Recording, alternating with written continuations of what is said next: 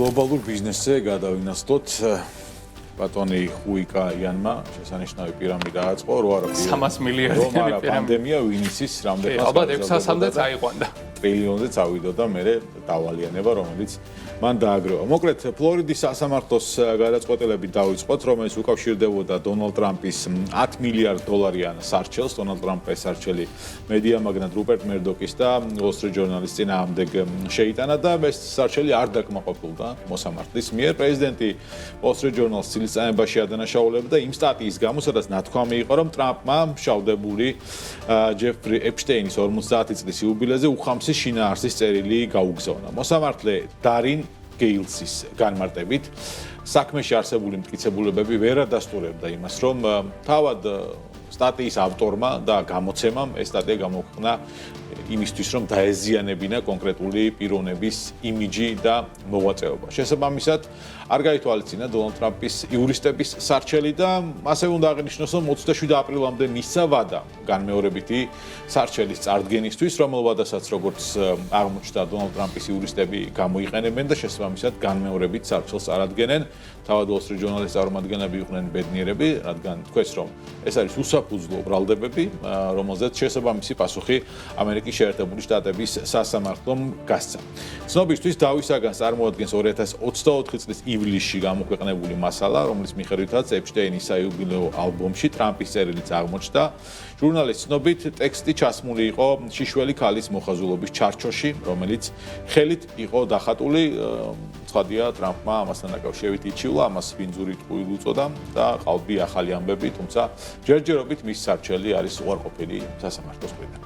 აი ამ ყველაფრის ფონზე ის უნდა ითქვას, რომ ტრამპი არ ჩერდება, მაინც საქმეშია ჩართული დღე და ღამე, ხან გეოპოლიტიკაში, ხან ბიზნესში, ხანაც გარიგებებში და ცოტა ხნის წინ სხვადასხვა მას შეხვედრა ჰქონდა ძალიან მსხვილი კომპანიების დირექტორებთან და ერთ-ერთი კომპანიის დირექტორი იყო სკოტ კირბი, რომელიც არის United Airlines-ის ხელმძღვანელი, ეს ყველაზე დიდი ავიაკომპანია ამერიკაში და ანუ ამ ფაქტიდან გამომდინარე პლანეტაზე და როგორც ჩანს United Airlines-ის დირექტორმა ტრამპს ძალიან საინტერესო ინიციატივა შესთავაზა. ამ ინფორმაციას Reuters-ი ავრცელებს მე პირადად ვერ გადავავაწვევდი ამას ძალიან რომ დომოდა, მაგრამ Reuters-ის მტკიცებით ტრამპის მაგიდაზე აღმოჩნდა ძალიან საინტერესო სტრატეგიული შერწყმის დოკუმენტი, რომელშიც იყო ასახული აი ესეთი გეგმა. მოკლედ, United Airlines-ი და American Airlines-ი, AA სახელით ცნობილი გიგანტი უნდა გაერთიანებულიყვნენ. აი ესეთი იყო შეთავაზება და ეს დაახლოებით იგივე მასშტაბის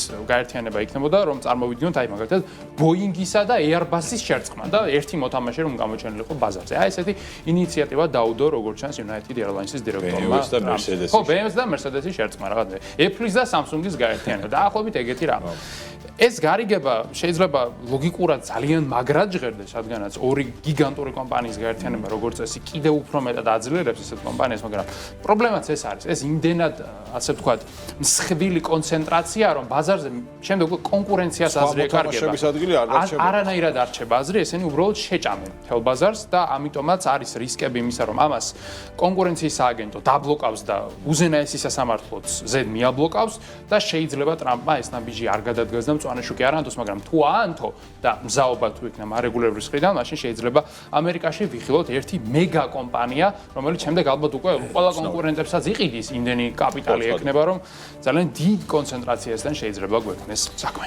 BlackRock-მა ამერიკული საფონდო ბირჟების და უმსხვილესი კომპანიების აქციების მიმართ პროგნოზი გაუმჯობესა და პერსპექტივა ნეგატიურიდან პოზიტიურამდე გაზარდა. და ლამის რეკორდზეც ავიდა ეს ბირჟა უკვე 11 ტრილიონიანი საინვესტიციო გიგანტი მიიჩნევს, რომ გაზრდილი შემოსავლები და მდგრადი მოგება განსაკუთრებით ტექნოლოგიურ სექტორში ახლო აღმოსავლეთში მიმდინარე კონფლიქტით გამოწვეულ ნეგატიურ ფონს ფარავს. შესაბამისად, არანაირი საფუძველი, რომ პროგნოზი იყოს ნეგატიური და ეს პოზიტიურისკენ უნდა შეიცვალოს. ანალიტიკოსების განმარტებით, ოპტიმიზმის საფუძველს ტექნოლოგიური სექტორის შედეგები იძლევა, სადაც 2026 წელს 43%-იანი მოგების ზრდა მოსალოდნელი, რაც AI ბუმით იქნება განპირობებული. მოკლედ, AI მნიშვნელოვან წინაპირობას წარმოადგენს ისეთი ქვეყნების ეკონომიკებისთვის, როგორც ამერიკის შეერთებული შტატები ამ შემთხვევაში. ზედაც ჩვენს ეკონომიკაში რა წილი აქვს AI-ს? ალბათ ნულთან ძალიან ახლოს. რაღაცა იქნება IT სექტორიდან რაღაცა წილი ერთი. ერთი რა მქონია. კაი, დავიწყო. სრულ ეკონომიკაში ალბათ მე უნდა დავიწყოთ ჩვენი გამბავი. აი საინტერესო დღესრიცხვა იგი. კი. BlackRock-ის საინვესტიციო დეპარტამენტის ხელმძღვანელის განცხადებით, ამერიკული ტექნოლოგიური სექტორის შეფასებები ამჟამად უფრო მიმზიდველია, ვიდრე გასულ წელს იყო, რა თქმა უნდა, თანაც AI ბუშტის არსებობასთან დაკავშირებით ჩიშებიც მილეულია შესაბამისად BlackRock-ი ამ შემთხვევაში თამამ პროგნოზებს აკეთებს და როგორც ხშირად ხდება ხოლმე BlackRock-ის პროგნოზები რაღაც დიდი ალბათობით ყოველ შემთხვევაში 50%-ზე მეტად მართლდება ხოლმე და უნდა ვენდოთ ჩვენც ამ საინვესტიციო კომპანიას.